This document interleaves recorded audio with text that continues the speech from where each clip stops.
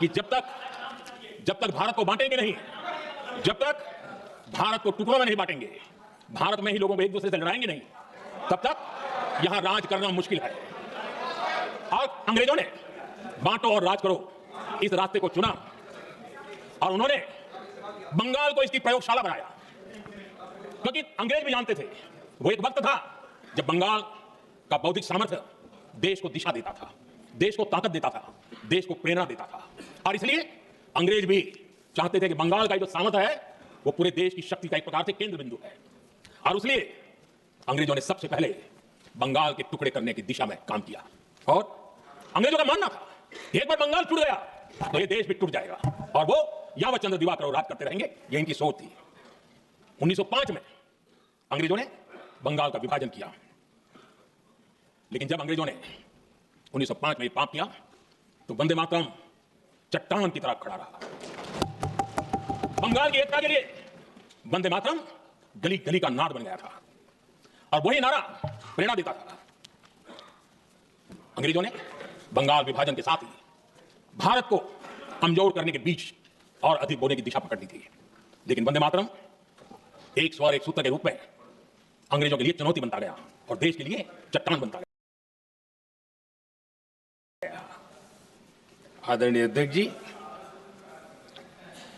बंगाल का विभाजन तो हुआ, लेकिन एक बहुत बड़ा स्वदेशी आंदोलन खड़ा हुआ और तब वंदे मातरम हर तरफ गूंज रहा था। अंग्रेज समझ गए थे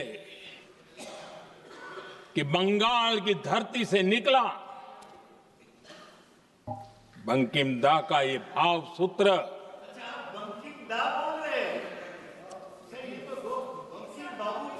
बंकिम बाबू बोले। अच्छा, thank you thank you thank you thank you thank you, आपकी भावनाओं के लिए मैं आदर करता हूं। बंकिम बाबू ने थैंक यू दादा, थैंक यू। हाँ, आपको तो दादा कह सकता हूं ना, वरना उसमें भी आपको इतराज हो जाएगा। बंकिम बाबू ने ये जो भाव विश्व तैयार किया था, उनके भाव गीत के द्वारा उन्होंने अंग्रेजों को हिला दिया। और अंग्रेजों ने देखिए कितनी कमजोरी होगी और इस गीत की ताकत कितनी होगी, अंग्रेजों ने उसको कानूनी रूप से प्रतिबंध लगाने के लिए मजबूर होना पड़ा था। गाने पर सजा, छापने पर सजा, इतना ही नहीं, वंदे मातरम शब्द बोलने पर भी सजा। इतने कठोर कानून लागू कर दिए गए थे। हमारे देश की आजादी के आंदोलन में सैकड़ों महिलाओं ने नेतृत्व किया, लक्षावधि महिलाओं ने योगदान दिया। एक घटना का मैं जिक्र करना चाहता हूं। 22 साल में वंदे मातरम गाने पर सर्वाधिक जुल्म हुए थे। वो 22 साल आज भारत का हिस्सा नहीं रहा है और उस समय 22 साल की हमारी माताएं, बहनें, बच्चे मैदान में उतरी थी वंदे मातरम के स्वाभिमान के लिए। इस प्रतिबंध के विरोध में लड़ाई के मैदान में उतरी थी और तब 22 साल की एक वीरांगना श्रीमती सरोजिनी बोस,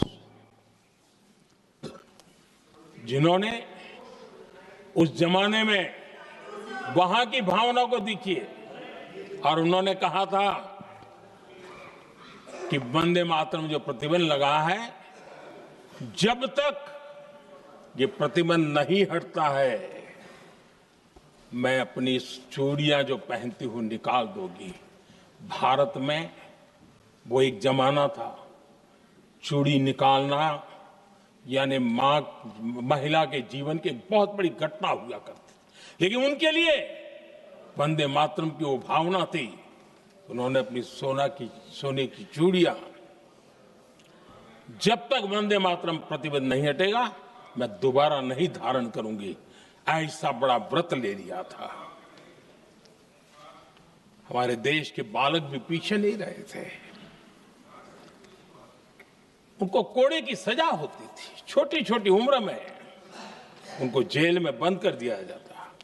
और उन दिनों खास करके बंगाल की गलियों में लगातार वंदे मातरम के लिए प्रभात फेरियां निकलती थी।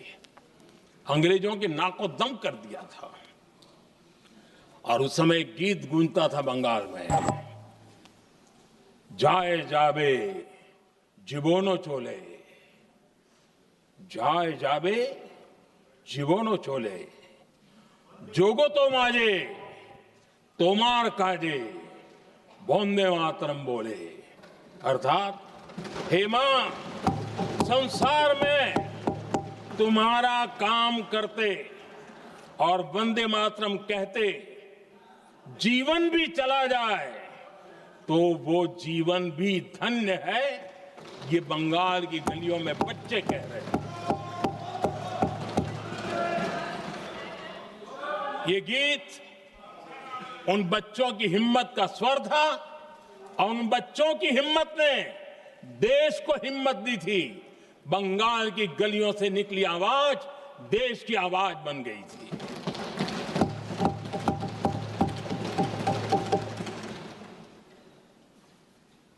उन्नीस 1905 में फरीदपुर के गांव में बहुत छोटी छोटी उम्र के बच्चे जब वंदे मातरम के नारे लगा रहे थे, अंग्रेजों ने बेरहमी से उन पर कोड़े मारे थे। यानी एक प्रकार से जीवन और मृत्यु के बीच लड़ाई लड़ने के लिए मजबूर कर दिया था। इतना अत्याचार हुआ था। 1906 में नागपुर में नील सिटी हाई स्कूल के उन बच्चों पर भी अंग्रेजों ने ऐसे ही जुल्म किए थे। गुनाह यही था कि वो एक स्वर से वंदे मातरम बोल करके खड़े हो गए थे। उन्हें वंदे मातरम के लिए मंत्र का महात्म्य अपनी ताकत से सिद्ध करने का प्रयास किया था। हमारे जांबाज सपूत बिना किसी डर के फांसी के तख्त पर चढ़ते थे और आखिरी सांस तक वंदे मातरम, वंदे मातरम, वंदे मातरम, यही उनका भाव घोष रहता था। खुदीराम बोस,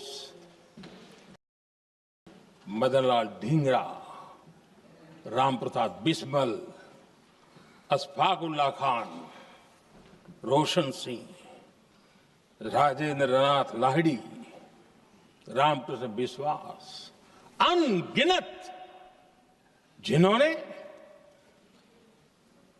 वंदे मातरम कहते कहते फांसी के फंदे को अपने गले पर लगाया था।